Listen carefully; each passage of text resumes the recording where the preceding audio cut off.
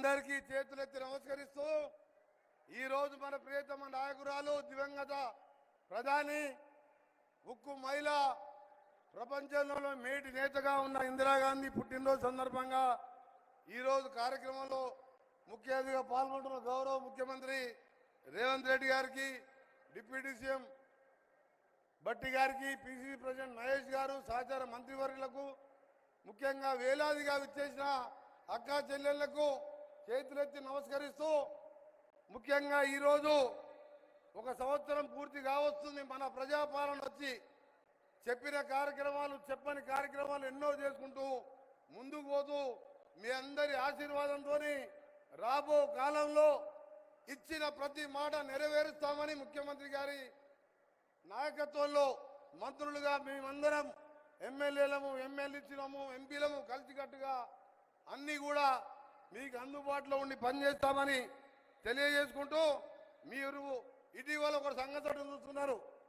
మాది నల్గొండ జిల్లా. నల్గొండ జిల్లా అంటే కింద ఫ్లోరైడ్, పైన మూసి రసాయనాలతోని 30 ఏళ్ళకే 60 ఏళ్ళగా కనబడుతూ కాళ్ళు చేతులు వంకరై ఎన్నో రకరకాల రోగాలతో చనిపోతుండే గౌరవ ముఖ్యమంత్రి గారు మూసిని ప్రక్షాళన చేసి 40-50 లక్షల మంది జీవితాలను కాపాడుదామంటే బావమరుదులు బీజేపీ కేంద్ర మంత్రి, ఇద్దరు కేంద్ర మంత్రులు ఢిల్లీలో ఉండి అభివృద్ధి చేయకుండా గల్లీలలో ఉండి ఆ పని చేయకుండా మా నల్గొండ ప్రజల జీవితాలను నాశనం చేస్తున్న పరిస్థితులు కూడా మీరు చూస్తున్నారు సోదరులారా. అందుకనే ఈరోజు ఇందిరమ్మ ఇల్లు కానించి అన్ని కార్యక్రమాలు చేస్తూ చెప్పని మూసి కార్యక్రమం చేసి మాకు నల్గొండ ప్రజలము ఉంటామో పోతామో తెలియని పరిస్థితులలో మాకు జీవితం మీద ఆశ కలిగింది. అరే గౌరవ ముఖ్యమంత్రి గారు ఇంత ధైర్యంగా ఏ ముఖ్యమంత్రి చేయలేని కార్యక్రమాన్ని చేశాడని.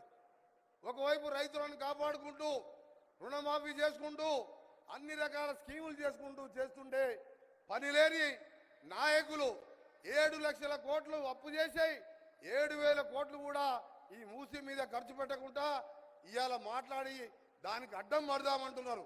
అందుకనే మీరే కథానాయకులుగా ఉండి మన గౌరవ ముఖ్యమంత్రి గారి నాయకత్వంలో ఇలాంటి మంచి కార్యక్రమాలు నల్లగొండనే కాదు, రంగారెడ్డి, హైదరాబాద్ మూసి ఎమ్మడిపోయే ప్రాంతం 1 కోటి మంది రోగాలతో ఇబ్బంది పడుతుండే అలాంటి మంచి కార్యక్రమాన్ని కూడా చెయ్యని దుర్మార్గులకు రాబోయే కాలంలో మీరే బుద్ధి చెప్పాలని తెలియజేసుకుంటూ మరొకసారి ఇందిరాగాంధీ ఈరోజు ఎక్కడ చూసినా ఇందిరమ్మ అంటాం.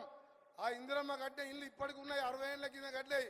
ఆ ఇందిరమ్మకు మరొకసారి జోహార్లు అర్పిస్తూ ఆత్మకు శాంతి కలగాలని భగవంతుని ప్రార్థిస్తూ సెలవు తీసుకుంటున్నా. అందరికీ నమస్కారం.